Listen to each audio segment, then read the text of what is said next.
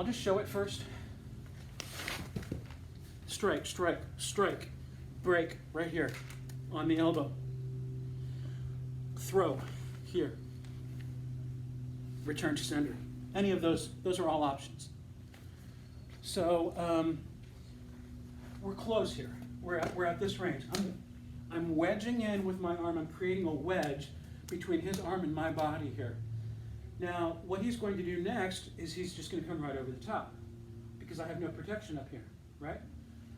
But I know that. I know that's where he's going. It's not likely he'll try to go low because my arm's in the way. He can't get around this arm easily. Of course, he could just leap back and cut my arm. But that's fine. If he leaps back and cuts my arm, I'm leaping the other way. Right? If he leaps back, if I wedge in, he leaps back.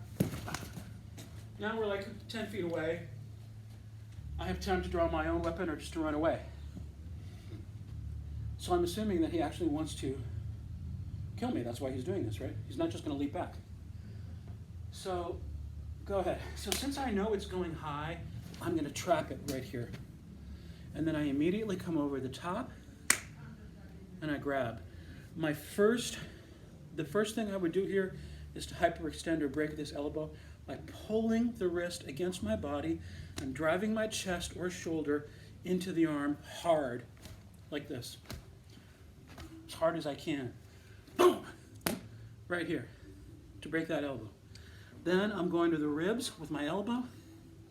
Then I'm going to the groin, pow, with my palm. Boom. And then I could either take him down with this, or I can do a kinjit throw, right?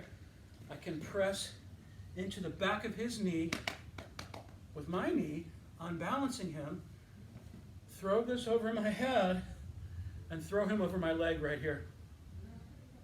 The knife is over there. It went on the ground over there, so I threw him away from the knife.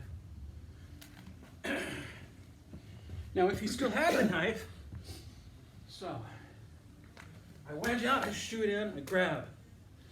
I'm making him uncomfortable in multiple ways here. Come over here in the picture. I'm pressing my knee into the back of his.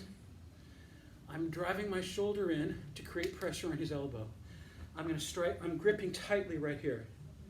I'm going to strike here. Boom, boom. Try to break that elbow. Slap the groin with my palm. If he still has the knife after all this, I could do a return to sender, which is where I shift out slightly and I point the blade down. I put my forearm on the flat of the blade and I return it to him right here. No, I will not get caught doing that. That's what you're about to say, right? So, pull out your right blade. This is a very sharp knife that Matt has.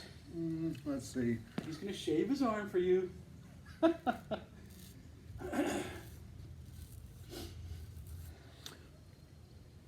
Yep.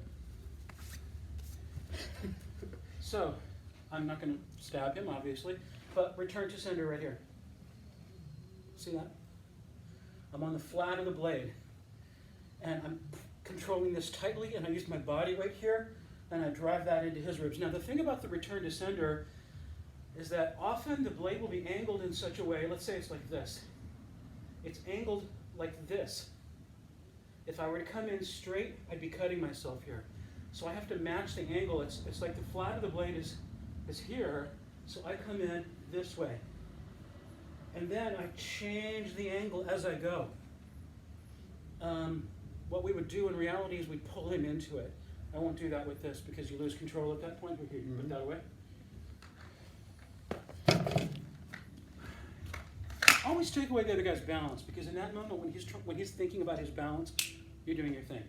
So I'm here, right? I shuffle back, I pull him in, bam, he falls into it. It's much harder for him to stop that. If I'm here and I just step in, he sees it coming, he reaches in with the other hand and he stops it, right? But if I pull him in that moment, he's thinking about his balance. He's still got his arm across.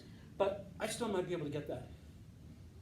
So that's your wedge out to an underhook control, to an arm bar or arm break, strike, return to sender. One more time. Wedge out, shoot in with the underhook, grab, pressure on the back of the knee, pressure on the elbow, strike, strike to the groin, return to sender.